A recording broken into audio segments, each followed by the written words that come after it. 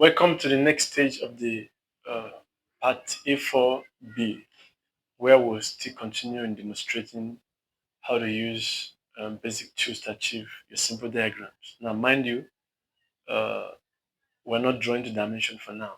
The objective is to help you know how to get the tool you want per time, where they're located in the ribbon. That is the essence of this lecture. Of course, I've told you basically we'll have the tab key where you have your draw menu panel, modify panel, and annotation panel. And that's where we are. All our work is within this area, just to help you know when and how uh, to call up tools that you need for a desired diagram. Now, straight away, we want to consider the other uh, simple limb objects that look like tab on chapter page 34 of your textbook, figure 1.26 VI to be precise. Now we're going to come up with that simple structure, just freehand sketching, just to see what you can do with what you will learn all this while. Now straight away, I come up with this. Now initially, don't be bothered about the roughness of the work. It's even good so you know how to use tools available to make it to pick up the shape you desire. Now I can start up with the cylindrical part with a rectangle, which is this, okay, which make it very easy. Or somebody else can decide to use line. I've told you severally, line can be gotten by typing L, enter, and that gives you line. Now, please make sure you watch your cursor point and see how the job is being done. When I'm using line, I have to go 4 different journeys in different directions. Now, I have something like this, but you see, there's still space uh, between this horizontal line and this vertical line coming up. So what do I do to resolve that? Not to worry. All you need to do is get to your modify tool and get to stretch or extend and take it. That is that. I purposely left it like that so you can expose it to this tool I'm doing now. Now, if you watch now, this left part of the top is still protruding beyond where we want. What do? Go back to the same place, select trim, and that is that, you've gotten it. So whichever way, either you make use of rectangle. Now mind you, when you activate the tool, it will be called up. Now when you want to make it normal, you click escape so you can return to your normal. Like for instance, I take circle now. You see the cursor pointer has changed. If I take it here and draw, the circle is there. Okay, so that's by the way.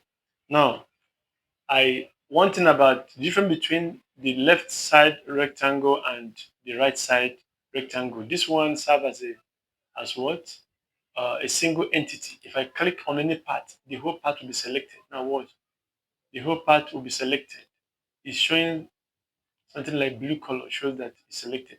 But for this one, if I have to select every part of the circle before I can have all of them selected. Otherwise, anytime each of the side I click will be selected alone. You can see the right side is selected, whereas the top and bottom and the left side are not selected. So this one works as separate entities, and this one will work as what? A single entity. Now I want to explain it more now. How does it reflect in their properties? For instance, if I want to make this one red, I select it first and I come here and choose red. All I need to do is to click one side. You can see the color of that has changed now. Okay, the color is changed to red. Okay, let me make it bolder so you can understand what I'm talking about.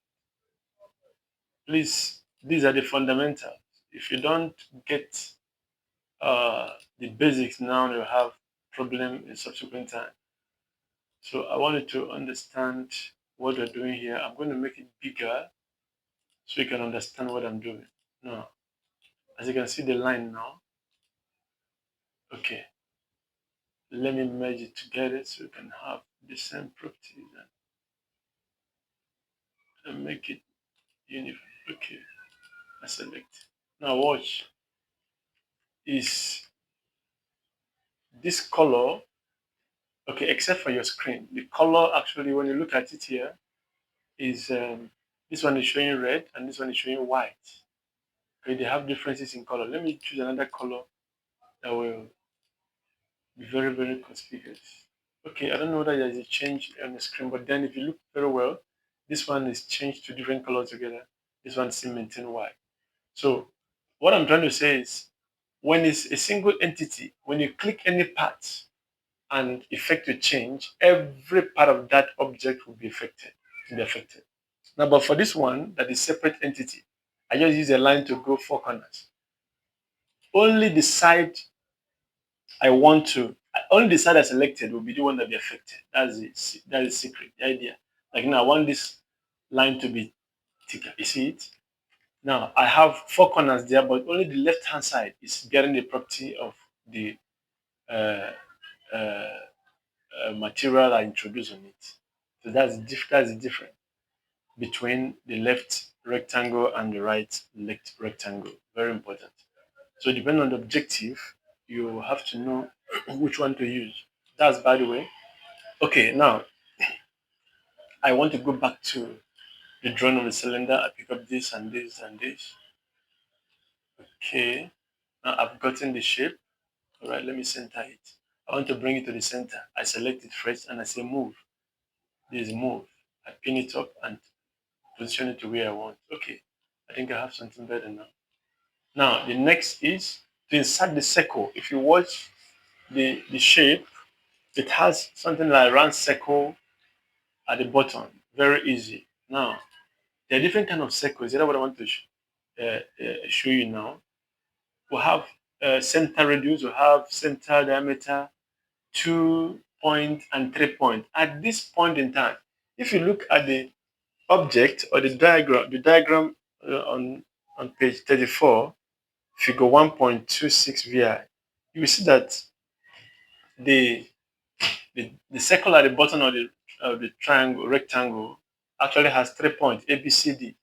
Now that means inserting it will need to target minimum of 3 points.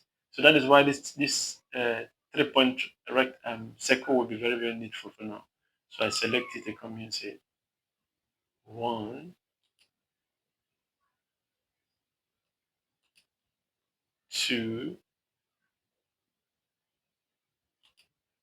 and 3 by the adjustment. That is how I'm going to insert it perfectly. Because I choose what? 3 point circle. There are many circles there. That's one good thing about the modern uh, softwares. They have a lot of upgrading, okay? But former versions, you may not have most of all these properties. That's why I told you it's just upgrading in the features they have and it makes it more flexible. So that is one advantage of having recent versions in your work, not just in AutoCAD, but in Inventor, SolidWorks, and we're going to look at Inventor in subsequent classes as we progress. Now, we've gotten the base, we have it fixed. Then, the top again will have something, but it's a bit different. That is actually a round object, but it's not really uh, round like circle. So we're going to use different methods to achieve that. We're going to use different methods to get that done. Now, and the best circular shape there is ellipse or sphere. As you can see on the draw panel, move to the extreme right of it. I see a circular object there. It looks circular, but it's actually a sphere. The difference between circle and ellipse or sphere, very important. They are two different things altogether. They are two different things altogether. So you need to. Now, they look alike, but then there's much different between the circle and the ellipse. Now, uh, it's better explained when it's done. Okay. Now you select it, you come here and check the middle. I like operating from the middle so I can insert what I want. I have this and I have this. You can see it. Yeah. Just since it's a freestyling, I can always adjust my hand to get something like the top of a tab and then click. And that's it. I've gotten it. Then next to that is I've gotten, if you look at the shape in your textbook very well, you know I've gotten this the button on the top. Next to that is to insert my uh, the, the the tab and the stand. All right. I can decide to do it in a separate place. Then I use move tool. As a matter of fact, I will do it in separate place. Then I'll bring it with the move tool to that place just for teaching purpose. Now I can do stuff like this. Okay. Then I can repeat it and go about doing something like this again. Okay. Just for demonstration purpose. Okay. Even if it's big, I know how to reduce it. Now I can also come back. How did I get it back? I can always say right click and say select it. Okay, something like this. But if you watch, there is a little bit curve at the edge, at the edges of the corner. So how do you get about that? I want to call chamfer and fillets, but I won't do that now. I just want to show you how to you can apply your arc. Okay, as we progress in there are many. As I told you earlier, there are many ways you can go about your doing your design. Don't even know how much you are skillful in combining the tools to achieve what you want. I can use fillet. Okay, in that area, in that case I have to tap my the radius. Okay, to get the curve. Or I can use chamfer. Chamfer is when you want to use a straight line to link two edges. Okay, using a straight line to link two edges. But in this case, what we need is fillet. Yeah, fillet is kind of curved uh, uh, object. All right, but I can use my arc here. That's what I want to do for now in this stage of the lesson. I'll use my arc. Watch what happened now. I pin this place, bend my hand a little bit, and that is that. Now, don't worry the way the work is rough. We're going to treat it. That's what we're learning. I come here again, take the first one, and that is that. Good. Then at this mouth, the button here, it looks like a sphere. Okay, not to worry. I pick it again, then rotate my hand to insert it to look like an inclined circle, and that is that. Now, the next is to make it smooth. That I do by trimming the various sides. Okay. Before you trim, the edges must make contact to each other, otherwise it won't work. Okay, you can see this one made with contact, but the edge here didn't make enough contact. Okay, this side. Then the next one is this. Okay, and we'll have this. All right, then I got off this place. I'm trimming now. Trimming now, and trimming. I'm reducing it, and that is that. Then at the end, I'll pin it up, select everything, use my move command, take it, and come and insert in the desired place. That is that. I've gotten it. Then I can now remove this. I can, because it's a single entity, I have to explode this, otherwise everything will go. So I can now select this and delete it. You just have to repeat whatever you're seeing here. That's the best way to learn. Then I can say trim. Okay, get rid of this and get rid of this. I think that is that. Got the shape. Got the shape on page 34. Something like this. Then I've told us severally, if you want to insert any write-up, you can use any of the A there. Okay, as a lettering. This is what I have here is A, I think so. Okay, A, you type your A. Then B, you have your B and what? C. Okay, sorry, this is B, it's supposed to be B. Delete. Or since I have A already there as a mistake, what should happen now? It's good there's a mistake. I can tell you how to get about it. You may not delete it and write B, or you can delete it and say ED enter. That is text edit and untap your B. Still, many ways to go about the whole stuff. Now the edge, you have it 1, 2, 3. I think so. You have 1, 2, 3. Very easy. You can still take the same. I can copy this one.